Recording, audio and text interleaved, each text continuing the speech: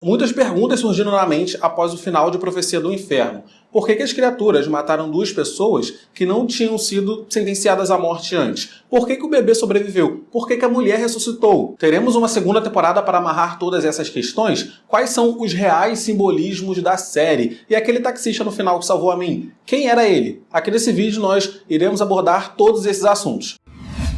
Fala galera, aqui é o Matheus Mendes, sejam muito bem-vindos a mais um vídeo aqui do canal. Vídeo esse para a gente falar de Profecia do Inferno. Nesse vídeo nós vamos comentar, analisar, explicar o final e eu vou contar para vocês as minhas interpretações dos simbolismos da série. Se você está chegando no canal através desse vídeo, sinta-se livre para se inscrever, porque aqui a gente fala bastante de séries e filmes, tem curiosidades, tem explicado, tem resumo, enfim, se inscreve aí que você não vai se arrepender. E se você quiser acompanhar uma extensão do meu conteúdo, você pode me seguir lá no Instagram também. Mas para a gente entender bem a série, nós precisamos entender primeiro a mensagem que ela quis passar. Antes da gente entender por que a mulher ressuscitou, a gente precisa entender bem o cerne da história. E a mensagem da série é bem clara desde o primeiro episódio. Cuidado com o fanatismo religioso. Os seres humanos, em geral, têm essa obsessão de procurar explicação para tudo. E às vezes, uma coisa simplesmente não tem explicação ou nós não somos evoluídos o suficiente para entender o que está acontecendo naquele momento. Quando isso acontece, as pessoas tendem a buscar respostas na religião, mas isso pode fazer com que essas pessoas fiquem vulneráveis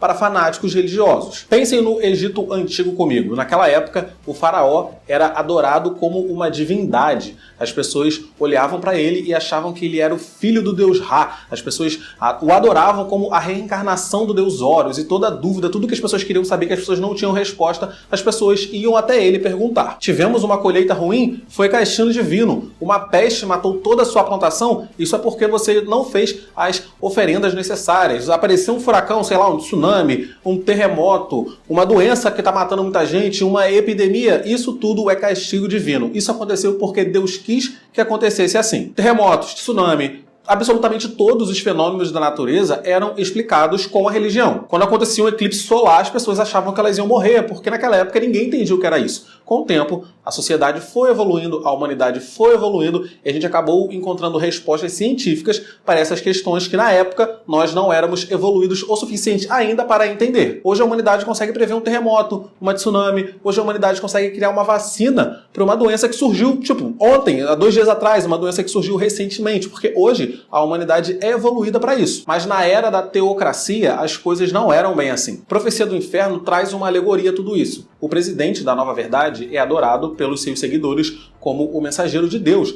As pessoas têm medo de se voltar contra ele, de se voltar contra a doutrina dele, com medo de receber um castigo divino, com medo de ir contra as ordens de Deus. E quando começou a acontecer um evento que ninguém conseguia explicar, ele apareceu com uma resposta muito boa, e isso convenceu a população. De novo, os seres humanos precisam obsessivamente encontrar uma explicação para o inexplicável. Então, quando aqueles bichos estranhos, em trio, começavam a atacar a população, o Jun, o chefe lá da Nova Verdade, ele veio com uma resposta muito boa. Ele era um cara carismático, ele era um cara convincente, ele deu uma resposta boa e a população caiu, todo mundo acreditou. E as pessoas pensam, pera, então se Deus está mandando um mensageiro para contar que você vai para o inferno, te dizer o dia que você vai para o inferno porque você está pecando, se eu parar de pecar, se eu me conter, se eu me reter, eu posso impedir que aquilo que está acontecendo com o amiguinho aconteça comigo também. E isso dá à humanidade uma falsa sensação de que eles estão no controle da situação, quando não há controle algum. A religião Nova Verdade é uma alegoria da teocracia de antigamente e exemplifica muito bem o que aconteceria nos dias de hoje se um evento sobrenatural, ou um evento inexplicável como esse que aconteceu na série, acontecesse no nosso mundo. Jun, então, certo dia avistou esse anjo, que para mim não é anjo, dizendo para ele que ele estava condenado ao inferno e que ele ia morrer, ia ser levado ao inferno daqui a 20 anos. Isso já está completamente diferente do cristianismo, porque uma das bases do cristianismo é a remissão dos pecados, É essa oportunidade que você tem de se arrepender dos seus pecados e assim encontrar Jesus e assim encontrar a salvação. Mas com Jun não foi assim. E ele não fez nada de errado e passou anos e anos e anos sendo atormentado por esse pensamento do inferno, esse medo de ir para o inferno. Ele não sabia o que ele fez para merecer aquilo e certo dia caiu a ficha aqui. Ele não fez nada. A condenação da natureza era uma coisa aleatória, era um fenômeno da natureza, assim como um furacão, um tsunami ou uma enchente. É um fenômeno, é aleatório. Nós não entendemos ou nós ainda não somos evoluídos o suficiente para entender o que estava acontecendo. Mas ele viu uma oportunidade de moldar a humanidade de uma forma completamente diferente, baseando a humanidade no medo. E foi assim que ele criou a Nova Verdade. E aí na série vemos dois momentos no tempo, né? Os 3 primeiros episódios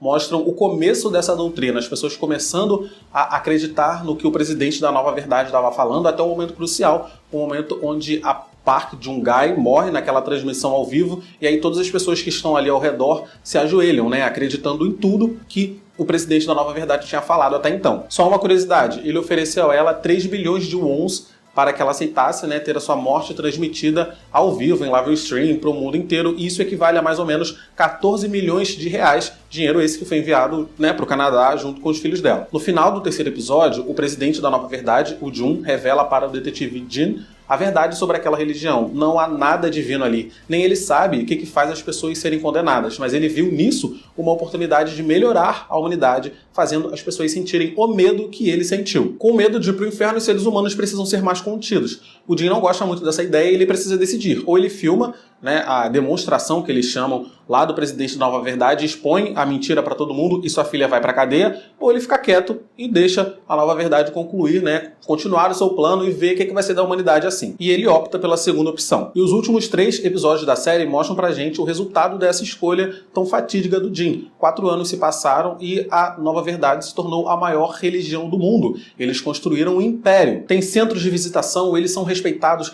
pelos órgãos federais, eles têm controle da polícia, eles têm controle dos meios legais. É como se a gente tivesse voltado à era da teocracia, onde o faraó, que nesse caso é o presidente da Nova Verdade, dita o que é lei, dita o que é verdade e o que não é. Tudo que os diáconos e os representantes da Nova Verdade fazem, tá certo, é lei. Ninguém se opõe. Mesmo quando eles cometem crime, eles estão cometendo o crime em nome de Deus e as pessoas têm medo de ir contra a vontade de Deus. Todo mundo tem medo de ser castigado, todo mundo tem medo de ir para o inferno. E claro, como se isso tudo não bastasse, aquela milícia, né, do Arrowhead se tornou cada vez mais influente, cada vez mais forte e cada vez menos eles são punidos. Os Arrowheads atacam quem eles acham que são pecadores e nesse mundo teocrata ninguém pode se opor a isso. Como que você vai defender um pecador? Isso faz você um pecador também e vai acabar te levando para o inferno. Então, assim, a Nova Verdade conseguiu remoldar o mundo à visão que eles tinham, só que no final, né, as pessoas ficaram assim mais contidas, mas o final não foi um final positivo. No primeiro episódio da série, o detetive Jin confronta o presidente Jun sobre as ideologias que ele acredita. Segundo o detetive, as pessoas se conterem, né, e serem morais só pelo medo de ir para o inferno não significa livre-arbítrio. Os seres humanos têm que ser bons porque eles querem ser bons. A pessoa tem que ser boa porque a pessoa é boa de coração. E não por, sei lá, a pessoa é ruim de coração, mas ela se contém com medo de ir para o inferno. Se a pessoa é boa com medo da condenação, essa pessoa é boa de verdade? Para o detetive, esse medo tira a autonomia do homem. E esse conceito de autonomia volta à série várias e várias vezes. No final do 3º episódio, antes de ter a própria demonstração, o presidente Jun diz para o Jin que ele poderia ter feito tudo o que ele fez sem a filha dele, mas ele escolheu a filha dele porque ele lembrou de uma fala que o detetive teve falando sobre a autonomia do homem. E ele queria que ele tivesse a própria autonomia para decidir acabar com a Nova Verdade e ter a filha presa ou deixar a Nova Verdade seguir o seu curso. E no final do último episódio, quando a Min entra no táxi, né, o taxista que salva a vida dela, fala para ela basicamente a mesma coisa.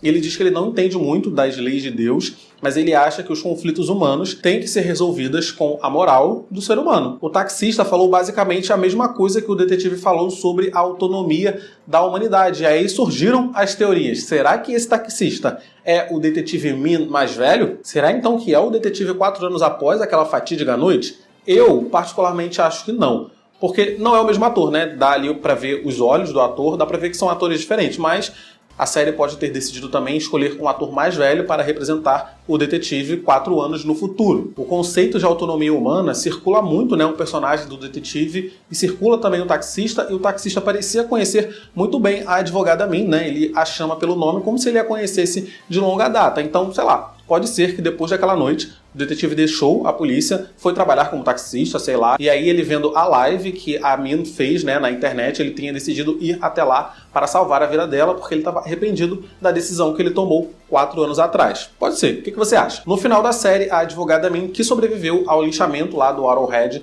quer expor a demonstração da morte do bebê para provar que as condenações são aleatórias, diferente do que o pessoal da Nova Verdade fala. A Nova Verdade prega que a condenação acontece porque o ser humano peca. Se você se conter, você não vai ser condenado ao inferno. Mas que pecado pode um bebê com horas de nascido cometer? Se eles não acreditam no pecado original, a morte desse bebê é a prova de que tudo que eles falaram é abobrinha. Eles precisam provar isso. E no começo, os pais do bebê até que aceitam essa demonstração, porque eles viram a perseguição que a família dos pecadores sofrem da nova verdade, e eles perceberam que é melhor a humanidade viver e se governar com sua própria moral do que serem governados por um grupo de fanáticos religiosos. Inicialmente o plano funciona. Quando dá a hora da condenação, os bichos chegam lá, a mãe deixa a criança, mas antes que os bichos consigam pegar o bebê, ela entra na frente, pega a criança, sai correndo. O pai da criança entra numa briga com os monstros e até jogadamente entra também, enquanto as pessoas ao redor, elas não vão interferir no mandamento de Deus, elas não vão interferir numa ordem divina, então elas ficam apenas chocadas, assistindo e filmando tudo. Essa cena está representando os seres humanos lutando contra um fenômeno da natureza desconhecido para salvar uma vida. Eles não querem mais aceitar aquela ideia teocrática da nova verdade, que uma vez condenado, você vai morrer e você vai para o inferno. Eles querem tentar reverter isso de alguma forma. A série fala muito de autonomia humana, e para mim essa série está representando que os humanos têm autonomia para salvar outros humanos, porque no final os monstros acabaram levando os pais e deixando a criança viva. Então pera, um humano pode se sacrificar e ir para o inferno no lugar do outro? Então tudo que a nova verdade falou é abobrinha. A religião deixa claro que você é condenado pelos pecados que você comete. A condenação, assim como a salvação, é individual. Se um pode ser condenado pelo outro, então tem alguma coisa errada aí. Eu acredito que o que deixou o bebê vivo foi o sacrifício dos pais. Estilo Harry Potter, sabe? A Lillian Potter se sacrificou para defender o seu filho e assim Voldemort não conseguiu matar o Harry. O Harry foi o menino que sobreviveu, assim como essa criança aqui. E foi por esse motivo também que lá no primeiro filme o professor Quirrell não conseguia tocar no Harry. Morreu, quando o Harry tocou ele. Então eu acho que a gente consegue trazer essa mesma ideia para cá. O sacrifício dos pais daquela criança criou ao redor dela uma proteção sobrenatural imensa. E aí nem mesmo os monstros conseguiram matá-la. E no lugar disso, eles levaram os pais. E com a criança viva, a humanidade passa para uma nova era. O final da série representa para mim a humanidade abandonando a teocracia e indo em busca de uma democracia. Chega de aceitar de olhos fechados tudo que o faraó, e no caso, o presidente da nova verdade diz. Eles viram, eles têm gravado que os seres humanos conseguem se impor contra esse evento, esse fenômeno da natureza que eles ainda não entendem. Mas está claro que aquilo não é castigo divino. Então é assim, passando a questionar o faraó, passando a questionar a teocracia, que a humanidade acaba evoluindo. Eu acho que é essa alegoria que a série está propondo aqui nesse final. Contudo,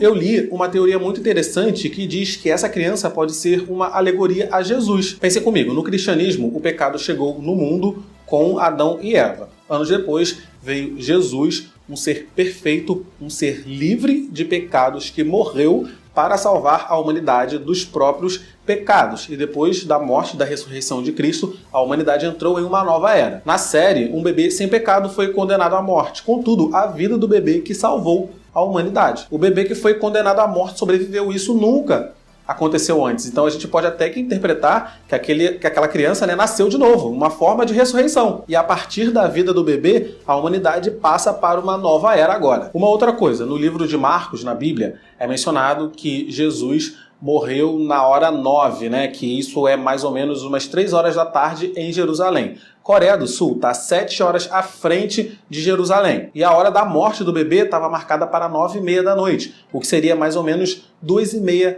da tarde lá em Jerusalém, que é por volta também das 3 da tarde, por volta da hora 9, que foi o horário da morte de Cristo. O que vocês acham sobre isso? Coloca aqui nos comentários, por favor, que eu gosto de ler o comentário de vocês. E finalmente vamos falar da ressurreição da Park Jung-ah. A última cena da série mostrou o corpo dela, o pó voltando, os ossos se reconstruindo e ela acordando nua, respirando, puxando ar forte no lugar onde ela foi condenada à morte e morreu anos atrás. Park Jung-ah voltou à vida. Isso significa que as outras pessoas vão voltar também? Eu acho que não. Isso é uma teoria minha, mas eu acredito que quando os monstros levaram os pais das crianças, os monstros levaram 2 pessoas que não estavam condenadas à morte para o inferno. Então eu acho que para manter um equilíbrio, 2 pessoas condenadas ao inferno tinham que voltar à vida. Uma dessas pessoas foi o bebê, que continuou viva, e a outra foi a Park Jung-ah. 2 vidas por 2 vidas. Mas por que a Park Jung-ah foi a escolhida para voltar? De novo, Isso ainda é teoria, mas eu acho que isso tem a ver com o sacrifício da mãe do bebê. A mãe da criança se sacrificou para salvar a vida da sua filha.